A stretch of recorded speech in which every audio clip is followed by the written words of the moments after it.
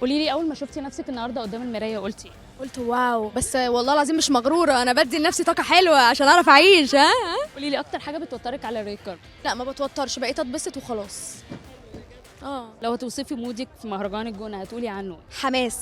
اكتر سؤال بتخافي منه او ما مش عايزه تتسالي عنه كتير على الريد كاربت في اللقاء. ولا حاجه، عادي اساليني لو عايز، عادي. غيرتي كام فستان قبل ده؟ لا هو ده طبعا احنا قاعدين بنعمله بقالنا شهر، فهو اخر اغنيه كنتي مشغلاها وانتي بتجهزي؟